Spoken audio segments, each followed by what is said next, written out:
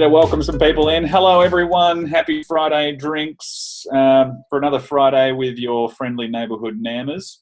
I'm Dan, and today we're joined by Ben Robertson from Tecture. So before we get started, we might say a little thank you to our wonderful sponsors who keep this show rolling. First off, we've got our amazing main institutional partner, Marta, Monash, Architecture Design. People, they're just amazing. They've been doing an incredible job keeping up with all of this coronavirus stuff. And it's just been really great hearing how they're supporting all of their students and all of their staff. So yeah, give them a shout out if you've worked there before. Those guys are amazing. And yeah, they're really doing everything they can to support their staff, whether they're sessional or permanent staff. So well done, Monash, and thank you so much for your support. And also to our other sponsor, Hames. They're an amazing paint company. They're a local paint company and they produce absolutely incredible products. And they're doing everything they can to support architects who can't travel around to actually do some colour specification. So if you need any help with your colours, specifying wise or design wise, they have an amazing colour team as well who can help you put some colours together. So give a call to the people at Hames. They're absolutely awesome. They take care of us and they'll take care of you. So thank you everyone for joining us. Hello Ben, how's it going, mate? It's okay. Getting by. I'm looking forward to just things being a little normal and sitting in an office with my staff again because I miss them. So no, it's like, fortunately I do have the luxury of being able to come here, which I haven't utilised as much as what I thought. But just looking for a little bit of normalcy to appear again. But other than that, everything's well, I guess. Yeah, awesome. Yeah. So for anyone who might have joined us before or after we were having a little bit of a chat about Dalesford, Ben does have a small office in Dalesford at your weekender. Can we say it's a weekender? Yeah, call it my weekender. It's my long term. It will be, I hate this term when clients say it, but it will be forever home one day. But at the moment, it's really just a weekender. Yeah, beautiful. Okay, and so cheers, Ben, to Friday drinks. What are we drinking? What are you drinking? I'm boring tonight. I'm really sorry. No, that's okay. I normally don't drink that much or at all, really. So I've just got water. I've been up since around 5:30, and I thought about it, and I'm like, nah, it'll just knock me out. So I'm just gonna stick to that. It's all good. All right. Cheers, mate. Thank you so much for joining us. Cheers. Clinkies. Oh, sorry. Cool. So, great. So, tell us about the projects that you wanted to show us tonight. Like, what are you going to show us? Or do you want to say a little bit about Tecture just in general first? Yeah. So we're a small firm. There's only four of us. Three of us are designers. So one registered architect, Brendan, and Lauren, who mostly does interior design, but she's currently going through the registration process. Unfortunately, it's been just postponed, but she can pass her logbook. And then we have the other Ben, who's also my partner, who does admin and all the furniture procurement. We have two companies, actually. Tecture, which is all the architecture and interior design, and then Side Projects. So which does all furniture procurement and FF&E and stuff like that. So, is that your projects or for? Can be any. Mostly ours, though. We just wanted to try and, I guess, provide the complete package, and it's really taken off because I don't know if architects all know this, but you're actually not allowed to make a profit or a kickback from. When you're doing something for someone else, it's against the practice or whatever that architect's thing, act. Yeah, the act. So whereas interior designers can do that because they're not governed. So we just set it up as a side thing, and it just slowly just really took off. And so Lauren and I also assist with that, but predominantly Ben does that with our guidance, and Sorry, I didn't expect to be talking so much about that on marketing.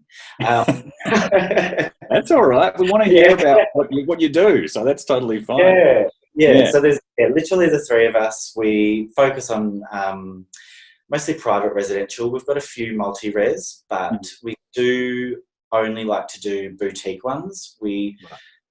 Anything we can live in, realistically. If we'd be comfortable living in it, we'll work on it. If someone said, oh, we want like, I don't know, 51 bedders, we'd probably just say, no, it's not our niche. Let's let the Rothy Lomans and the SJBs and those bigger firms that sort of do that, let them do that, and then we'll just stick to the small volume stuff, which is what we've had more experience in and what we enjoy doing. So yeah, nice. Okay. Well, I mean, before we get started, or before I start asking more detailed questions, just for anyone else who's out there watching, feel free to put questions in the chat bar, and I'll make sure that I pass them on to Ben along the way. So yeah, please just keep them coming thick and fast, and I'll get to them as I can. So yeah, Ben, it was awesome looking through your website. I mean, the amount of work you guys have done in the relatively short amount of time that you guys have been open is pretty impressive. And when we were emailing before this, I was saying, did you want to talk about where you specialise? Did you want to talk a little bit about that, like how you see yourself and what you feel about specialisation? Look, I don't really know how it's even all happened, to be honest with you, and why we ended up in this little niche. Or not little niche, there's a lot of people doing it, but it's just kind of organically grown. I think we just got really fortunate at the start, and with a couple of our jobs, like one of our first jobs got published in Bell, and it just pushed things up. I wouldn't say that Bell created more work, but it put us in a platform where people, valued us a little bit more. They didn't just see us as the new guy. They thought we were up there with some of the other big players. So we do often get questioned like, oh, what? You've only been around for 4.5 years, but your website seems so established. But I think the other key thing was too that when I started it, and I was just the first 6 months I was by myself. Again, as most of us do, we get to, work on a lot of our friends' houses and maybe not do the biggest fees in the world. But I think it just sort of grew in a manner, and really fortunate opportunities. Got a lot in Caulfield area. That's a tight community.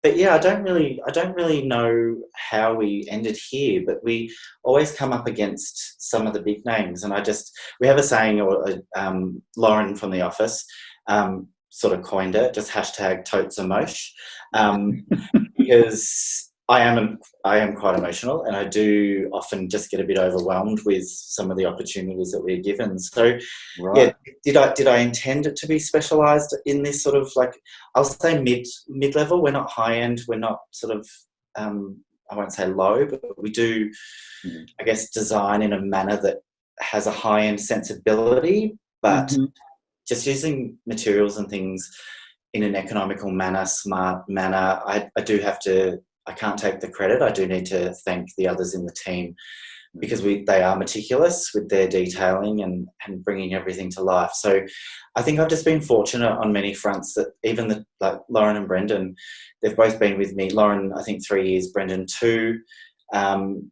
We've just it's just a really nice bunch of us. And I think I also just made the call early that I didn't want to be big at first I was like, get more jobs, grow, get bigger. And I just went, nah, I'm not doing it. I enjoy CADing. I love doing design development and stuff like that. And so the three of us all equally do the same amount of CADing and SketchUpping and everything. So and I don't really know what my thoughts are on specialising, but I think the key is just knowing that if I do and don't want to work on a job, we talk about it in the office. Like, we've been asked to do childcare centres, and we just said no. Like, I'm not interested. Last week, got asked if we wanted to do education, and I just said no. Like, it's just not a field that I have knowledge in, and I don't want us to be that firm that does just have too many arms. So Mm. it wasn't planned, I guess. Right. Okay. Yeah, but it's like, I can understand that maybe if you're really loving and engaging in the type of projects that you're working on with so many beautifully designed homes, and having that really lovely connection to clients. When people come along and say, let's do these other typologies, if you can't have that, then it can be like it can take away from that really totes emotion part that you might be loving.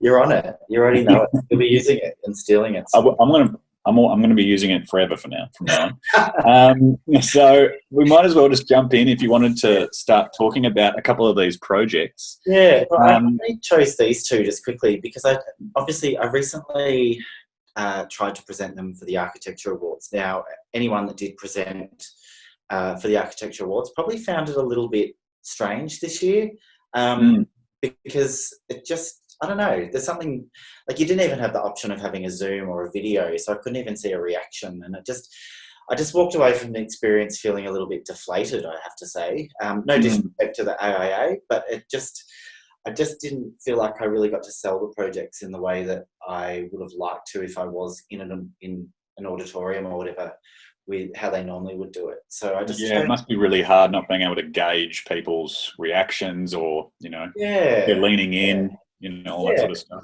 Or just seeing that odd little head nod to go, oh yeah, I get that. Which and it's happening now with our client meetings, as I'm sure everyone's aware, that you're not able to just quickly sketch and stuff. So and I miss that. So I thought tonight I'd just really briefly talk about two projects. One is 1046 Glen Huntley, which is just a boutique apartment building, which only has six apartments in it.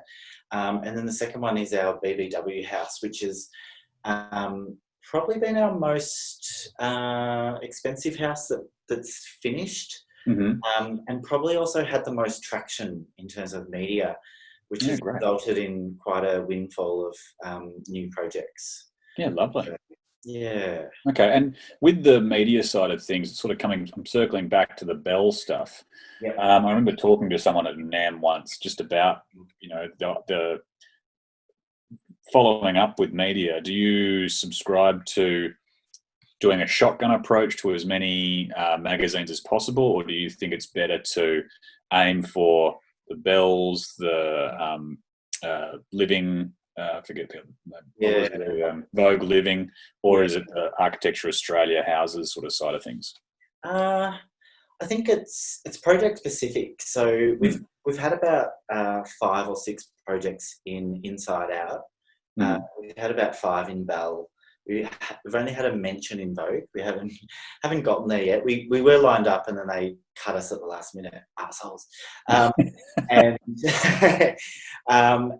I think it's so if we feel that the house, so we did one which was in Brunswick, which was a bit more urban, a bit more family orientated, and so we knew when we were photographing it that when we were styling it, we call it SPP. If I refer to SPP, that's side projects. We knew that when we were styling it, we needed to give it that sort of that level of styling because we do majority of our own styling as well. So we knew that we'd pitch it to an Inside Out. So I guess in our series house, the one that was in Bell, we knew we were going to aim for a Vogue or a Bell sort of aesthetic. We went to Bell first because I know one of the editors there, not as a friend, but we've contacted each other previously. And recently, like BBW was in House and Garden. We knew that it didn't have the furniture that reflected the Bell and Vogue aesthetic, but we thought it was a bit higher level than Inside Out. Fortunately, they're in the same umbrella.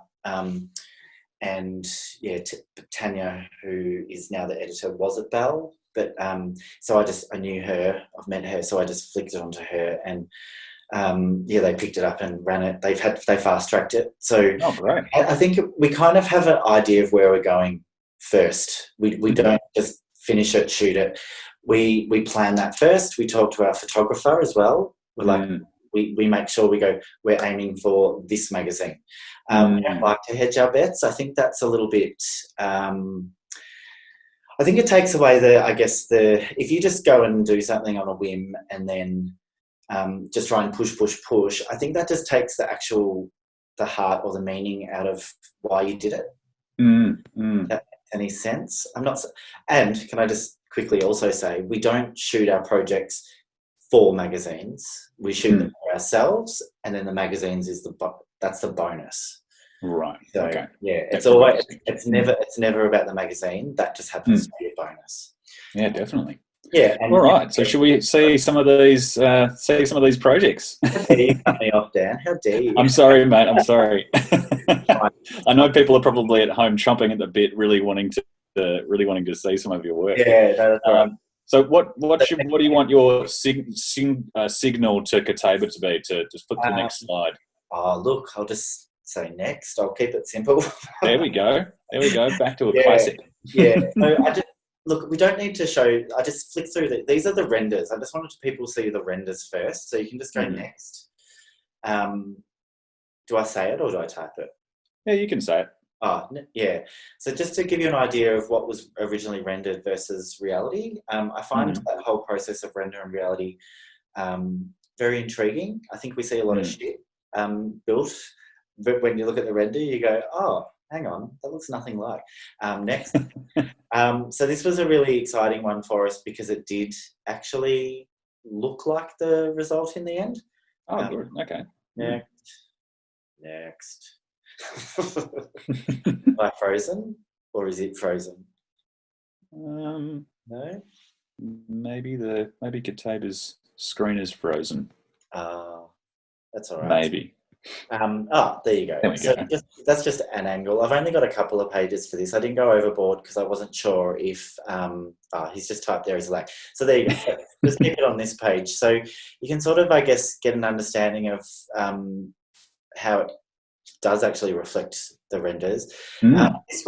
This project is kind of interesting because back in the day when I worked at another firm, I actually designed the one to the right in that top picture. Oh, wow. Yeah, so this was like to come back about, 7 years on, and then to be able to work on this was a really interesting opportunity for developers Project Friday.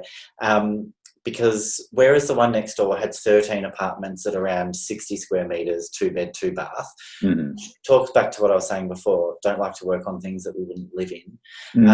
This one is 6 apartments that are all over 100 square metres. Oh, wow, okay. So it was exciting on that level that I thought, I have an opportunity here to do something that's a little bit more, I guess, premium in terms of what it delivers.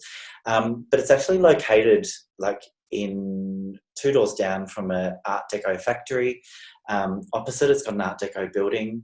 About 5 houses down, it had an Art Deco house, then an Italianate house, and then an Art Deco house.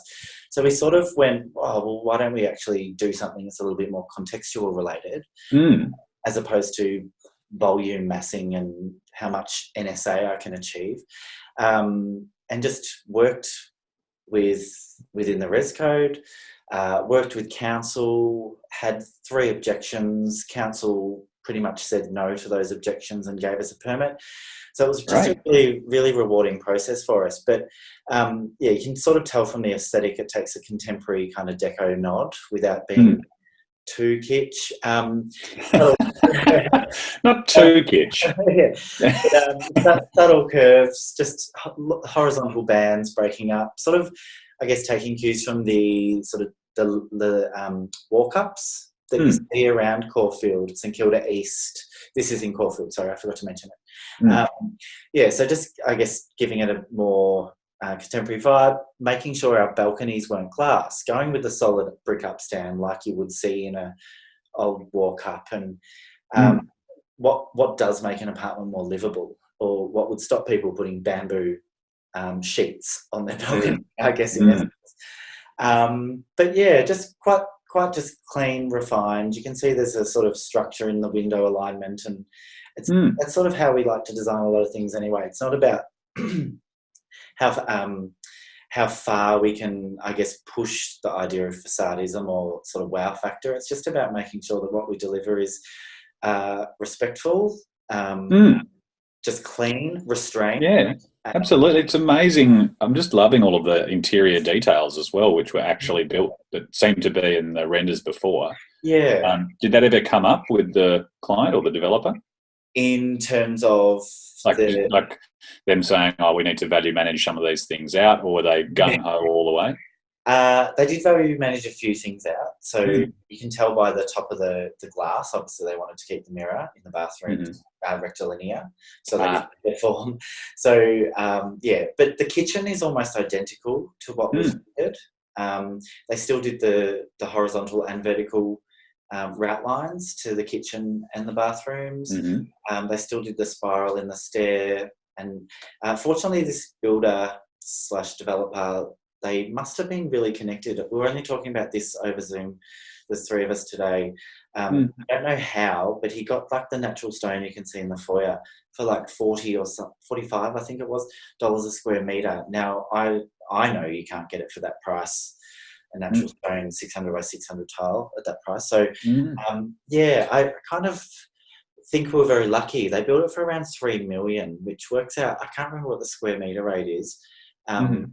But yeah, the building itself is around, I think, 1,200 square meters. Wow. So it was a really decent build to output sort of outcome. We were quite happy with it, because we thought that with the concrete sort of horizontals, that is the slab extended to the actual facade line. I won't lie, they did render over it, because some of the form work might not have been that great. But yeah, they've done a really good job for what it was, I think. Yeah. It could have gone. I think it looks really great. I mean, when this first came up on my screen, I actually thought that this was still a render. I thought it was still a page of the renders. Yeah. But it actually is. Yeah, it's come out almost exactly as the renders did. So yeah, I think that's a really great example. Yeah, and we did, like, there were a few details that you can't tell on any of these images, but the black upstands to the balconies, we had detailed them differently. They just put a big, like a vertical metal plate that just went down. But it's got the effect, and we're not, like, we don't have big egos. We just went, yeah, that's cool. Like, if it still gives us the desired outcome, we're happy. So yeah, no, it came together really well. Great.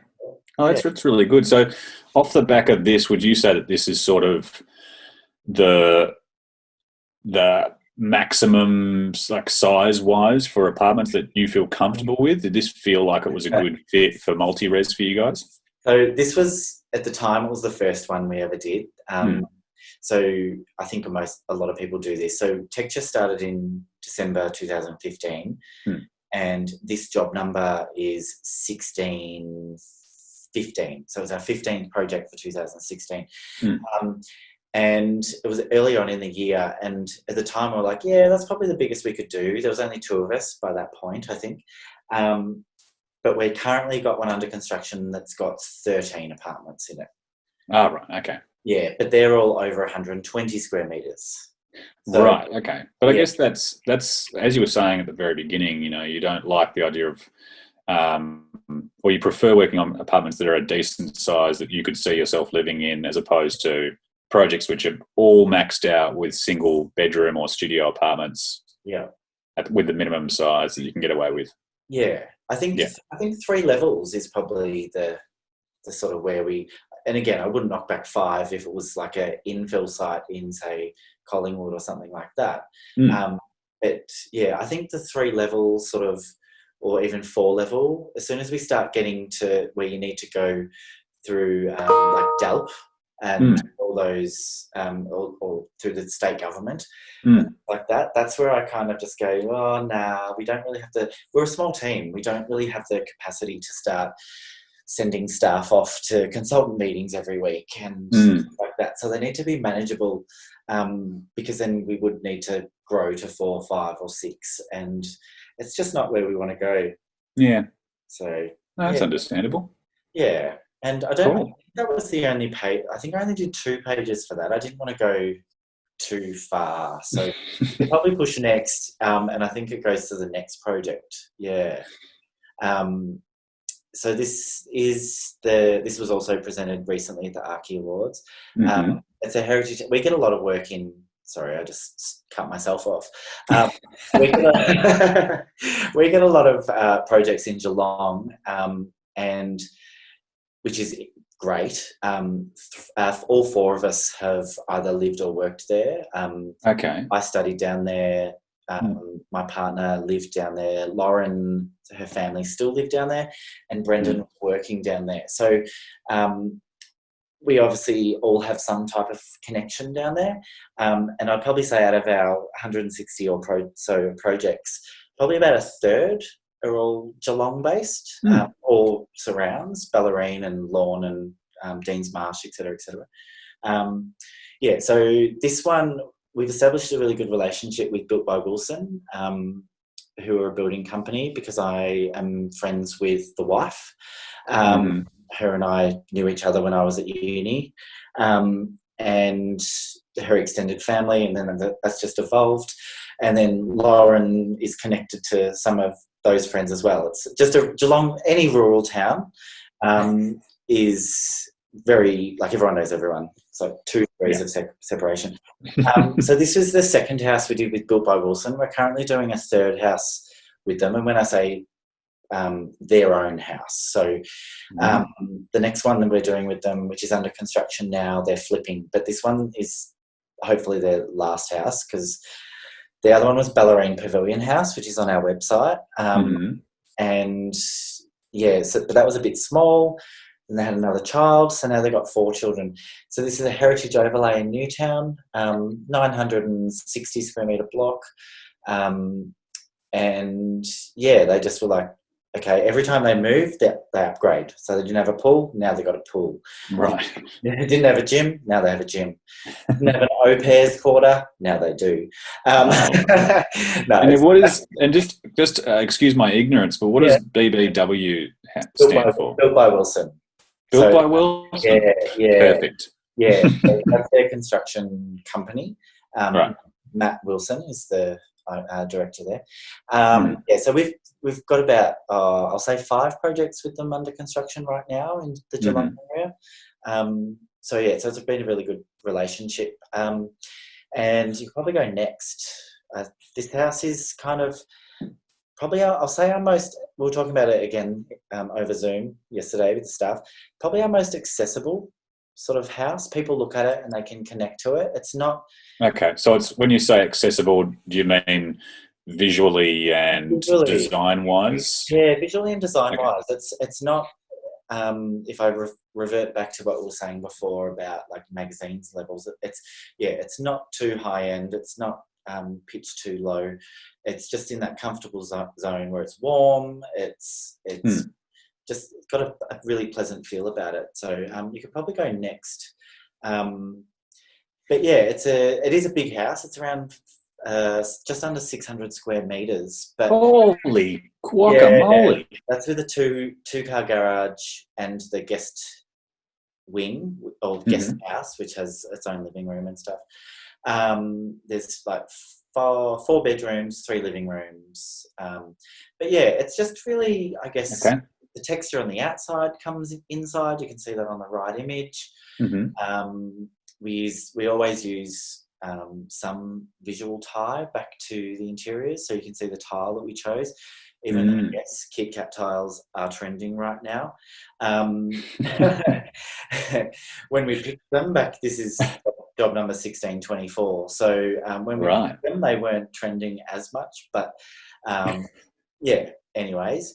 So we always try and, I guess, have some link with the exterior and interior, because we want to make sure that we don't run out of money and then start having to value manage all the inside. So and it's split over 2 levels. You can see from the right image, once you enter the front door, you can actually, this photo doesn't capture it, but you can actually see all the way through both.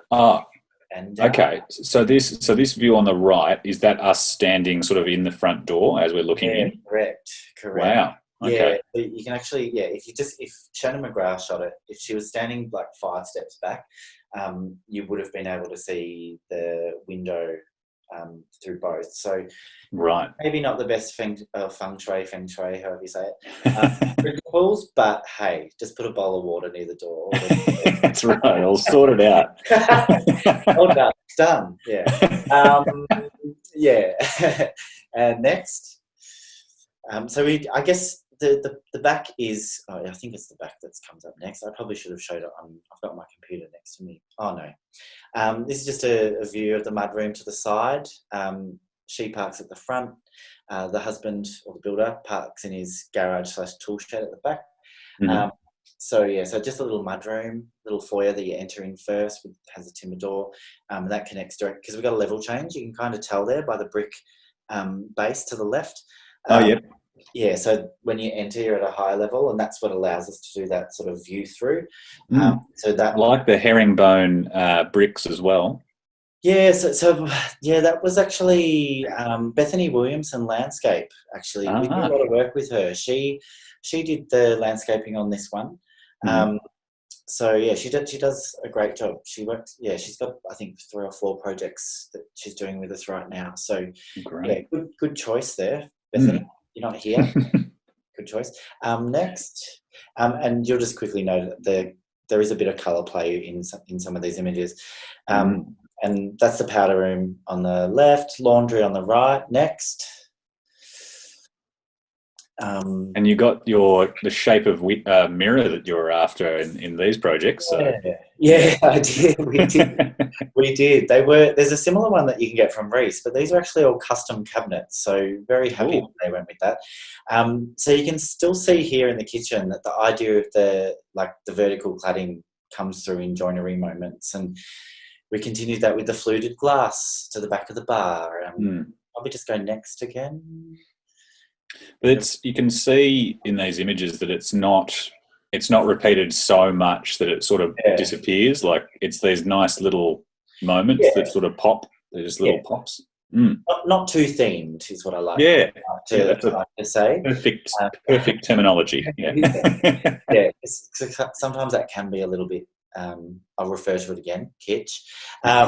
So this is the pool house on the left with the guest house above. I probably should have shown the back elevation first, but hey, oh well.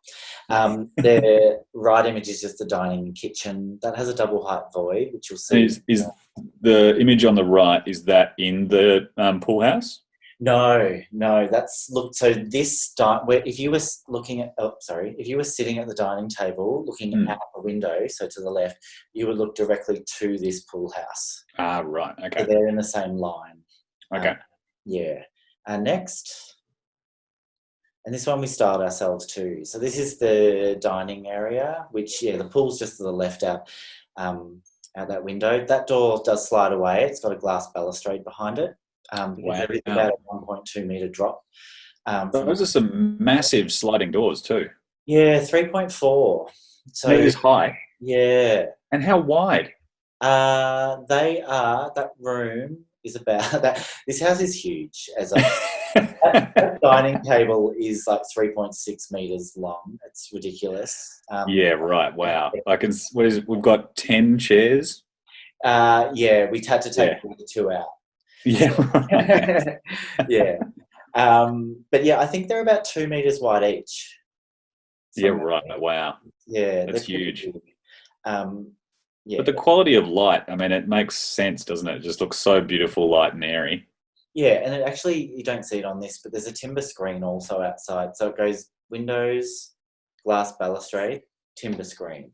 Okay. Light across and just diffuse some of the light. So maybe go to the next image. Hopefully the rear facade comes up soon. I'm hoping. No. Why did I not put the rear facade in? What were you thinking? What was I thinking? Oh my God. I don't really want to talk about this. I must have cut it out because I think I said in my email. That's all right. I thought I was controlling it, so I was going to stop right. last slide, and then this is off my capabilities document, so I don't really need to talk about any more of these. But okay.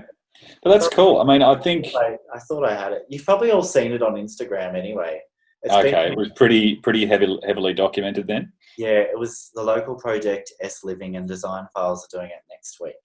Oh, wow. Okay. So we're going to keep seeing some You're more going of to it keep saying, on the socials. yeah, yes, you will. Yes, you will. Very cool. I mean, Yeah. yeah, it is a big house, but I mean, all of the elements in it are beautiful, stunning. Yeah, and I think the client has been like every client, like we've done, as I said, the third project with them now. They're pretty open. I don't think they've ever like we started this. This was 16. I think I said before 1624. Mm. They appointed us in December. That was December 2016. We designed it by the 21st of December and lodged it, Mm. and then had the working drawings done by around March because they just wanted Wow. it. They never actually really said, "Oh, nah, we need to think about that." So Okay. there's just this really nice relationship that we've got going. So Sounds like, yeah, they really get you, and there was were they quite clear about the times that they wanted to hit as well? yeah. So interestingly, the brother, Mm. the Matt who owns the house, Mm. he is also the director of Wilson Estate Agents down there. Okay. So everything for them works in, I guess, settlement Mm. timeframes. Right. So I think he gave them the heads up that this house was coming available. So they bought it and went, okay, cool. Well, we settle on this time, so we're going to do the demolition here. And yeah, that they help us make that process quicker, by the way. I'm not going to Mm. say that we were super efficient at documenting, because they know our work now, so we don't have to document everything, which Mhm. makes it really handy. Oh, so that's really great. It sounds a bit like Yeah, a Kevin Lowe kind of process where does this mean, and correct me if I'm wrong, does it mean that you sort of document what they probably don't know and then everything else you can just say as standard or something like that? yeah, correct. Like Yeah. almost like a running checklist. Like, do you want P50 skirts? Yes. Okay. Yeah, square set corners. So there's almost these generic things that we do, which we would never do if we're going to tender. If we're Mm. going to tender, then obviously we would make sure we documented everything. But yeah, Right. this makes the process seamless, which I'm sure everyone knows. If they go through the novated sort of tender Mm. process, if they've done that before, it just simplifies, I guess, everything. So Right. Okay. Well, I yeah. guess, yeah. So someone's asked a question which is pertinent with what we're just talking about at the moment. Was there early contractor involvement? So even before you started documenting, where they just said they told you just document these bits. So we tended to so obviously schematic and town planning, we did as per standard. Mm-hmm. It was really just they appointed the engineer. They have their own building surveyor. They use our energy person.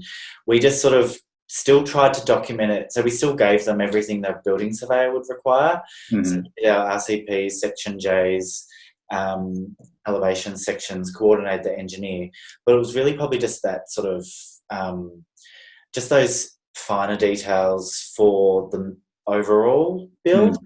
We still documented all the joinery, but what we did differently, which is, so on our concepts we generally do for interiors, we would generally do 2D colour elevations, because Lauren in the office is probably one of the best people on Photoshop. I can't use Photoshop anymore. I haven't used it in so long. I don't know how to use it. So I can't I can't work in that manner. So because I was working on this one at the time, I just documented the interiors as if they were construction. Okay. So that allowed us to kind of just go, what do you want? So I got briefed on everything, and they were like, we're getting a sub-zero ovens and wolf. Sorry, I'm not even making sense. I know what I'm trying to say. Yeah, and how she sort of wanted it laid out. So she made the process easier, and then we just pick all the materials. Some she tweaked on us, and we go, oh, okay. Like the laundry tile is meant to be Kit Kat, but I didn't know it was going to be pink. Okay.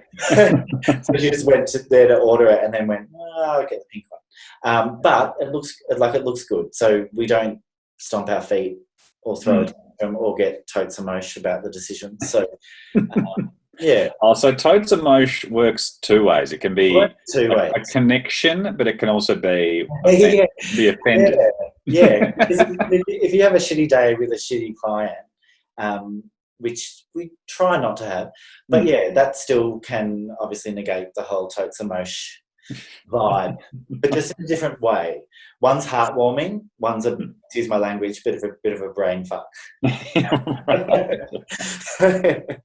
So that's great. So if in terms of like how this project seemed to work, it was really streamlined. You worked with the builder before, so you knew each other. Would you say that on most of your projects, though, you try to have a really sort of fast time frame on your design stages, or is it really just project and client based? You know, it's sort of project by project. It's project by project, but I think as a team of, and we are four, but realistically there's only three of us that are documenting. I think as a team of three, we've really, I guess we get each other, which makes it easy. We all have similar methodology in how we do our work. We're not an overtime office as well. I think we just have really good processes in order that allow us to get there quicker. And it doesn't happen on every project, but it can. And we do ask at the start, like, is it like, when do you hope to start construction? Work backwards and just be really honest. If it's not achievable, we say nah. If like we've got one under construction in East St Kilda at the moment, which is a mid-century renovation. They came to us and said they wanted everything in 4 months. It didn't need planning. Right. We obviously just go, that's fine, but it relies on you providing feedback efficiently and in a manner that's, I guess, digestible for us to interpret. And that did happen. And so therefore we had the tender and we had the builder able to start. It was probably a little bit delayed because one of the tenderers was overseas and wrote his tender on a piece of paper, which we still laugh about. But yeah, in essence, it's mostly a case-by-case basis. Right. So I'm not sure if you just saw this question in the chat, but it's sort of, I think it's definitely aligned with this project where you were working closely with a builder who was also a client. What have you learned that's been able to inform you? I'll just say it how it's been written. Are there examples of both architectural and non-architectural tips that you learned from working with this client who was both a builder and a client? I wouldn't say I've learned anything from... No, that's not true. I guess what I've learnt to mostly is that, and it realistically applies to everyone, so I'm not going to say it to this, I think is just being really honest and respectful and really understanding where they're coming from. If a builder's having a shitty day and they're like, oh, you fucked this up, or you did this wrong, or whatever, there's probably often a reason behind it. And it's sort of more so just crossing your T's, dotting your I's along the process, which we're meant to do anyway. But just, following it up with an email or doing all these, I guess, covering your ass. Because, I think it's just having that really honest relationship with them. And when they are the client and the builder, you don't feel as inclined to... I don't fear clients on a general basis anyway. So, and when I say that, I mean that if I've made an error or something, I will obviously always do my best, or we'll talk to it as a team and get to the resolve in the best way possible, so no one's out of pocket. But in this situation, I think you're more inclined just to put your hand up and go, oh shit, sorry mate, I did that wrong. And there's just this more honest dialogue that can occur. And as soon as you become vulnerable, I think they start respecting you a bit more. They don't see you as this, like, without sounding stereotypical, but architect that is all like fluffy and wearing a black turtleneck and what we're typecast as, if that makes sense. You're actually a human. So, which is how we try and treat all our clients, which is, again, that comes back to that whole totes and mosh business that I refer to. I really didn't expect to be mentioning totes and mosh so many times. But anyways, So no, I don't think. I think I learn something new from every builder, whether it's a tender sort of process or um, through this sort of situation. Like I had a meeting with a builder we've never worked with before the other day, um, and yeah, by the end of it, he just sent me an email just saying, "Thanks so much for meeting. It's nice to meet someone as honest as you." And I go, "Oh, great." So therefore, we've now got a relationship. I think that's such a huge thing that's hard to learn in some practices, where people are still people. Yeah. And, you know, sometimes we get caught up in our role or I don't know, the status of the whole thing or something like that. It really is. So much of what we do is based on communication and relationships. Yeah. Just picking up the phone, even like it's not hard. No. Yeah. People do. Someone just, I think it's Kataba still. He just wanted to know if the person who wrote their response to or their bid for the tender on a piece of paper, did they win or did they not do so well? No, they didn't. Although he still follows us on Instagram and he occasionally likes pictures, and that's why we spoke about it last week, because it just made us kind of just laugh, like, oh, cool. So he's still watching how that project he didn't win come to fruition. Good. But I will say though that the builder that did win didn't really provide a tender that was it was a very unfamiliar process, that whole project. Friend of a client. Very, very interesting when it's a friend of a client. Yeah. Oh, so the person tendering was a friend of a client. Yeah, well, two of them, the paper one and the one that won. And we had two others that we had nominated, who obviously provided the proper forms and everything. But yeah, it was an interesting process. But the house will look amazing, so we're stoked. Great! You can check it out on our Instagram. It's Balmoral Mid-Century. Okay, beautiful. Yeah. All right. Well, I'll ask you just one more question before we finish up. But if there was to be a perfect Tecture project in the future, what do you think? What would you want that to be if the perfect brief comes through the door? What would that look like? That's a tricky one. We have this funny running joke in the office, which I'm not gonna say it all completely because I don't want to give it away and then people use it and then. But we have this process where we talk about things that we don't want. And then we get them. So I won't. But there's more to it than that. But we once made a comment that I think myself and I think Lauren went and stayed at Jackalope, and we're like, oh, geez, doing something like Jackalope would be shit. And now we are currently working on a function centre, 4 cottages and 12 hotel rooms in the Hunter Valley region. So, so that's that. I guess ones like that we never would have thought that someone who lives in Sydney would actually pick up the phone and contact us to do something like that.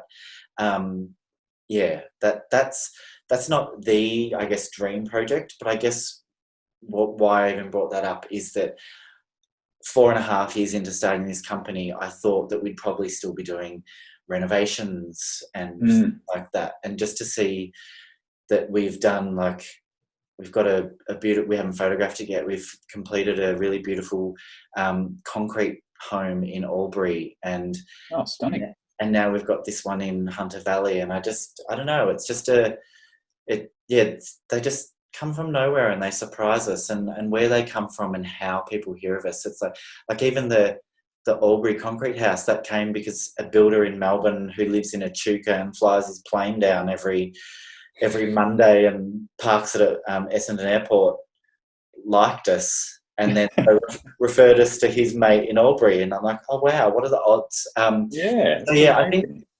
don't think there's a dream project. I think we aspire to just have the dream client, meaning personality and connection, because they're the ones that they're the ones that we just feel more passion committed to, because they've shown us respect and we respect them immensely as giving us the opportunity. And yeah, so whether it be small or big, I don't really know. I just want to make sure that we get along with them, and not just me. I want them to love Lauren and Brendan. They've got it. I want us to love them all and feel confident to pick up the phone. That's my dream job. Well, I think I'm feeling the good side of the totes of mosh thing right now. So yeah. I think I feel what you're definitely talking about. It's it's one of those things where I think some people, like, even at university, we talk about how cool it would be to work on certain typologies with a certain budget and all those sorts of things. But at the end of the day, if you've got people that you can talk to easily and respectfully, like you were saying, that can make all the difference between a good, great day and a terrible day. So, I think we're all feeling it. All right, Ben. Well, thank you so much for joining us. It's been a really great Friday Drinks with Nan. Really loved. Yeah. Cheers. Thank you so much. And thank you so much to our sponsors as well, Monash and Hames, for making this possible. To everyone out there, and to Ben as well. Have an awesome weekend and a great week next week, and we hope to see you next week. And thank you so much for being part of our Friday. So thank you so much, Ben, and cheers. Have a great weekend. Cheers, mate. We'll see everyone else next time. Bye. Bye.